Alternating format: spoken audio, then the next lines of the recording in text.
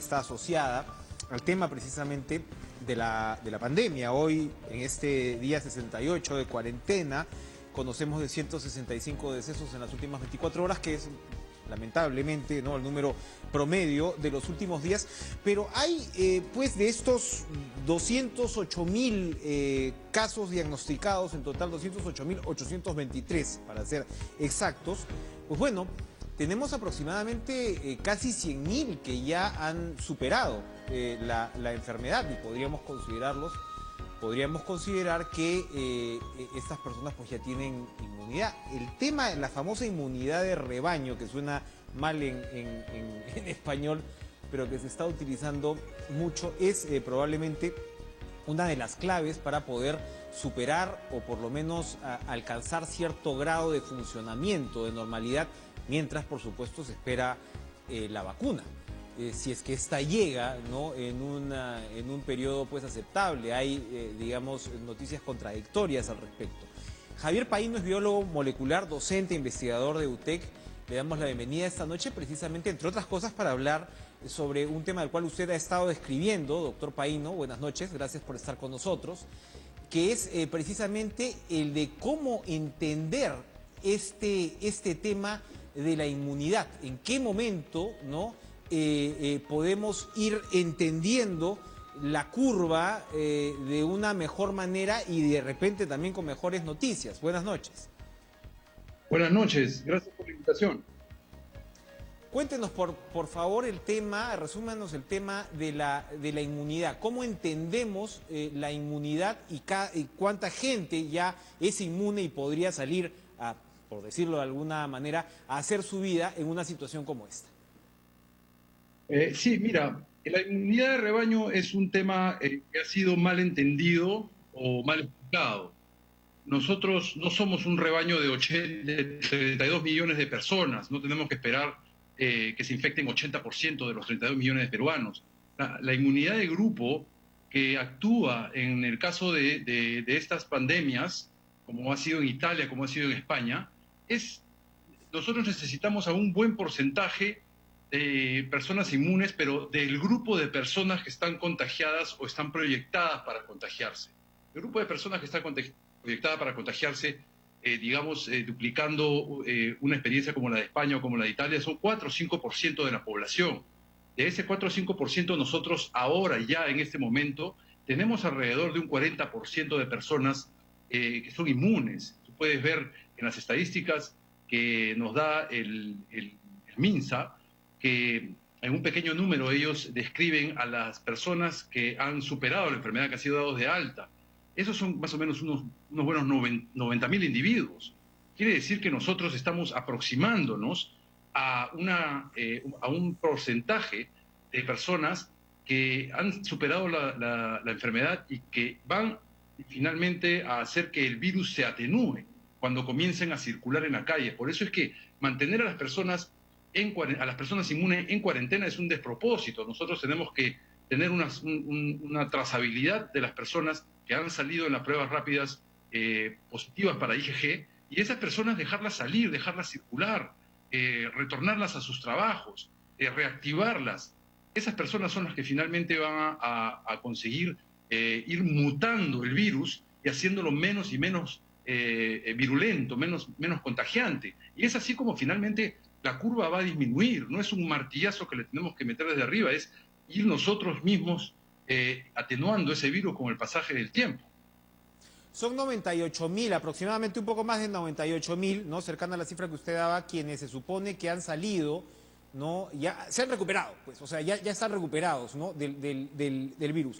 El tema de la prueba rápida, ¿cómo funciona ahí? Porque la prueba rápida, que ha sido pues muy criticada, ¿no?, en muchas instancias y demás, lo que yo entiendo te indica la presencia de los anticuerpos.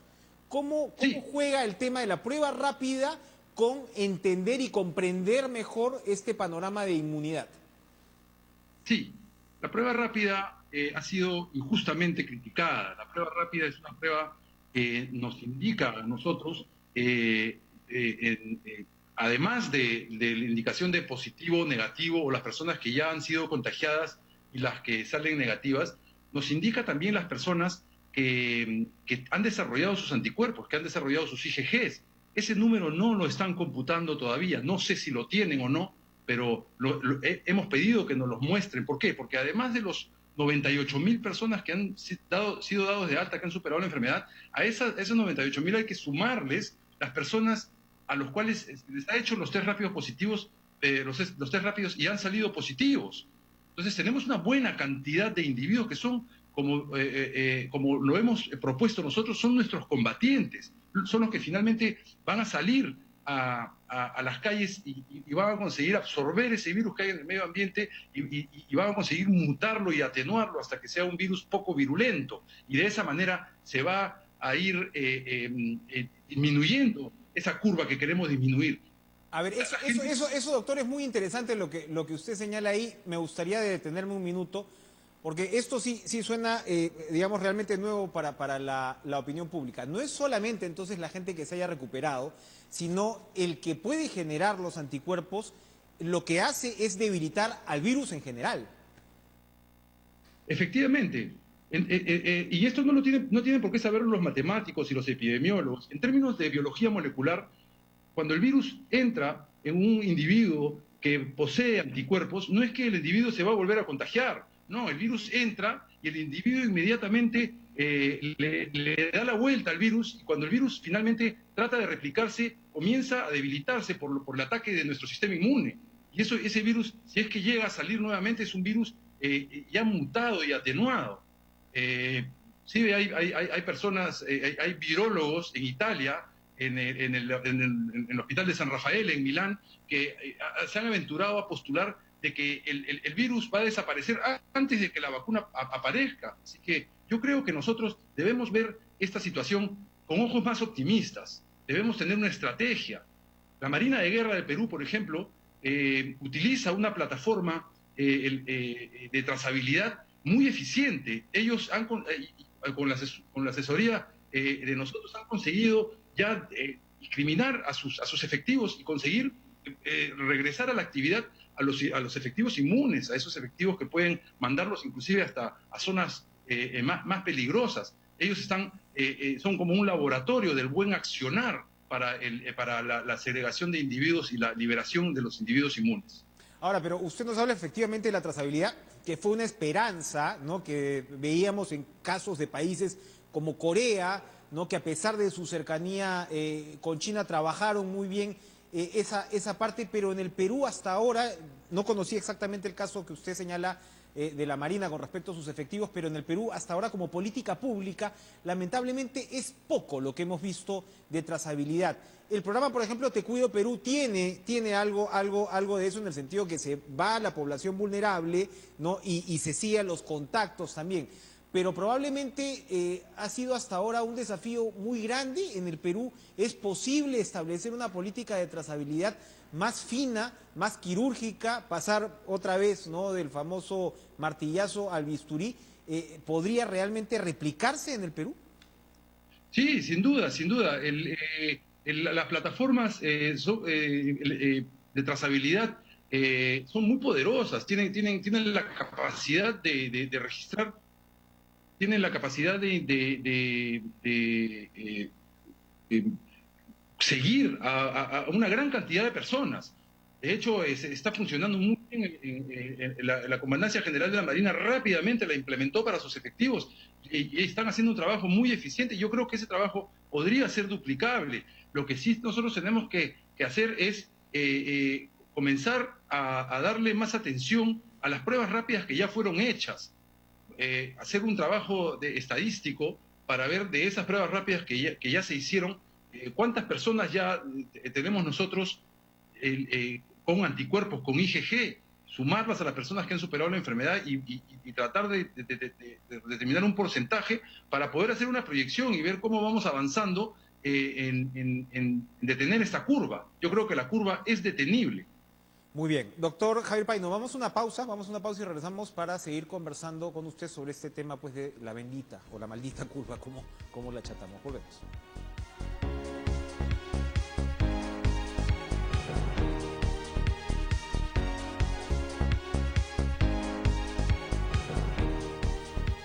seguimos conversando con el biólogo molecular Javier Paino.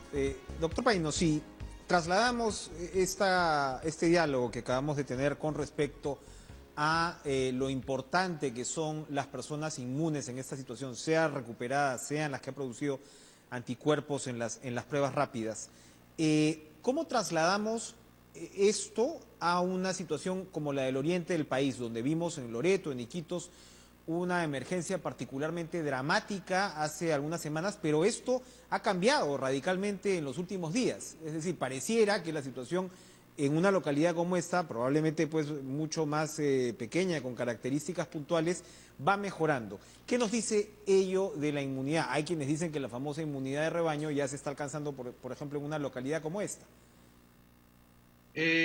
Sí, lo que ha pasado en Loreto es lo mismo que ha pasado en Guayaquil. Lamentablemente, al comienzo no hubo una cuarentena, o en Loreto la gente pues ha tenido que salir a la calle porque hay una gran cantidad de informales que tienen que trabajar todo el día para alimentar a sus familias. Entonces, no se pudo hacer una cuarentena tan estricta y lamentablemente los números subieron muchísimo en Loreto y ahora han comenzado a bajar igual que en Guayaquil. El problema ahí fue que ellos tuvieron que formar una inmunidad de manera rápida y se tuvieron que atener a esta subida, a este pico agresivo de contagiados, pero ahora ya comienza a bajar, como ha sucedido en otras localidades. No es una inmunidad de rebaño porque no hay 80% de la población de Loreto infectada. Es una inmunidad, el rebaño, quiero volver a explicar, el rebaño no está mal entendido. La inmunidad de rebaño no se refiere, en este caso del coronavirus, a que se tiene que infectar el 80% de la población o que se van a infectar todos, no. La inmunidad de rebaño se refiere al pequeño rebaño de pacientes o de individuos que llegan a ser infectados por la enfermedad. En el Perú son más o menos un 1%. Entonces no estamos esperando que se infecten 80% para ganar la batalla del virus. La batalla del virus se la vamos a ganar bastante más temprano. Si estamos hablando de un 1%, pues estaríamos en digamos, en el orden de los 320.000, 350.000 infectados. Ahora estamos en 208.000 diagnosticados. De repente, con lo que no sabemos, y ya estamos alcanzando ese número de infectados. Bueno, no, 1% es un redondeo, estamos en 220.000, somos 32 millones de peruanos. Cuando lleguemos a un cierto número de personas infectadas, el virus, indefectiblemente, por una cuestión biológica, el virus va a comenzar a atenuarse, porque no hay ningún medicamento tan efectivo como un anticuerpo para matar al virus. El virus va a comenzar a atenuarse conforme nosotros vamos formando nuestras defensas, o las personas que se están infectando están formando sus defensas. El virus no consigue replicarse más, no va más allá como en Italia, de un 4 o 5% de la población. Para ir terminando, ¿quién es la población que por lo general desarrolla estos anticuerpos para poder enfrentar al virus y que la enfermedad no llegue pues a la neumonía? Ya sabemos, por supuesto, que los vulnerables son los adultos mayores, el tema de las comorbilidades, el tema de la obesidad y demás. Pero ¿sabemos quién, por el otro lado, es más proclive a ser ese soldado que usted estaba describiendo antes de la pausa? Sí, por supuesto. Los pacientes sanos, pacientes jóvenes, van a formar anticuerpos indefectiblemente. Es así como funciona el cuerpo humano. Eso no es una cosa arbitraria. Todos los cuerpos humanos, todos los vertebrados podemos formar anticuerpos. Nuestros anticuerpos se van a formar. Inclusive, el sistema de defensa del ser humano no incluye solamente anticuerpos, incluye también una defensa de nivel celular, que los niños son muy eficientes para desarrollar. Es por eso que tú no ves niños en los hospitales o niños en las cuentas de fallecidos. Y ese es otro punto muy importante. Tenemos que ir soltando también a los niños que regresen a sus escuelas. Los niños son entes sumamente resistentes en términos de inmunidad. Entonces, ahí también hay que hacer un trabajo. No es solamente separar y poner en cuarentena a los más viejitos, a los más vulnerables. También tenemos que nosotros ir soltando a los más inmunes y a los más resistentes. Hay que hacer un trabajo ya más fino. Ya la cuarentena estricta ya debería ir pasando y darle paso a un trabajo mucho más fino de separación de individuos. Eso es lo que estamos proponiendo en nuestro grupo de estudio. Estamos escribiendo un paper científico, tomando el llamado de la doctora León Velarde, para poder demostrar que nosotros debemos ya comenzar a discriminar a la población, debemos comenzar a separar el trigo de la paja, mucho mejor de lo que hemos estado haciendo. Perfecto. Doctor Javier Paino, muchas gracias por acompañarnos esta noche en Caracas.